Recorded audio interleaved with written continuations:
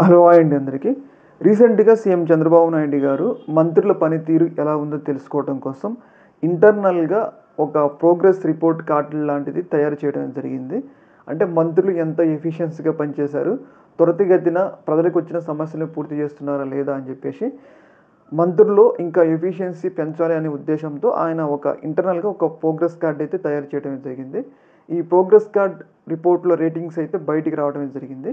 ఇందులో భాగంగా చంద్రబాబు నాయుడు గారు, అలాగే లోకేష్ గారు, అలాగే పవన్ కళ్యాణ్ గారికి ఏ ఏ స్థానాలొచ్చినాయి?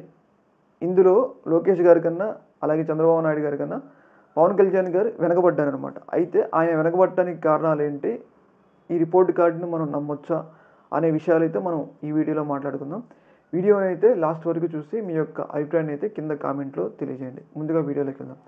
చంద్రబాబు నాయుడు గారు అధికారంలోకి వచ్చిన తర్వాత ప్రజలకి ఇంకా సమర్థవంతమైన పాలన అందించాలి.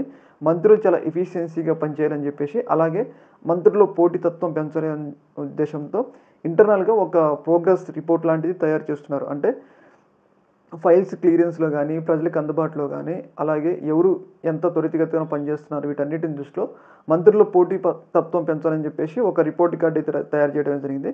ఆ రిపోర్ట్ కార్డ్‌లో భాగంగా ఎన్ఎండి ఫరూక్ అని చెప్పేసి ఆయనకి మొదటి ప్లేస్. అంటే అందరికన్నా ఫైల్స్ చాలా త్వరగా క్లియర్ చేస్తున్నారు కాబట్టి ఆయనకి మొదటి ప్లేస్ ఇవ్వడం జరిగింది. తర్వాత జనసేన మంత్రి కందుల దుర్గేష్ గారికి సెకండ్ ప్లేస్ ఇవ్వడం జరిగింది.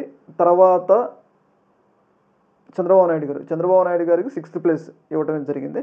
తర్వాత వచ్చేసి లోకేష్ గారికి ఎయిత్ ప్లేస్ ఇవ్వడం జరిగింది. అయితే ఇక్కడ కీలకమైన అంశం ఏంటి అంటే టాప్ 10లో పవన్ కళ్యాణ్ గారు లేరు. ఇక్కడే కొన్ని జనసేన అభిమానులు జీర్ణించుకోలేకపోతున్నారు. అయితే ఇక్కడ పవన్ కళ్యాణ్ గారు టాప్ 10లో లేకపోవడానికి ఒక కారణం ఉంది. ఆ కారణం ఏంటి అంటే పవన్ కళ్యాణ్ గారు ఇటు డిప్యూటీ సీఎం బాధ్యతలతో సహా ఆయన ఒకవైపు సినిమా షూటింగ్‌లో కూడా పాల్గొంటున్నారు. అయితే అలాంటప్పుడు ఆయన ఖచ్చితమైన సమయాన్ని పరిపాలన కోసం వినియోగించుకోలేకపోతున్నారు. అందువల్ల ఫైల్స్ క్లియరెన్స్ లేట్ అయిందని చెప్పేసి మనకైతే అర్థమవుతుంది.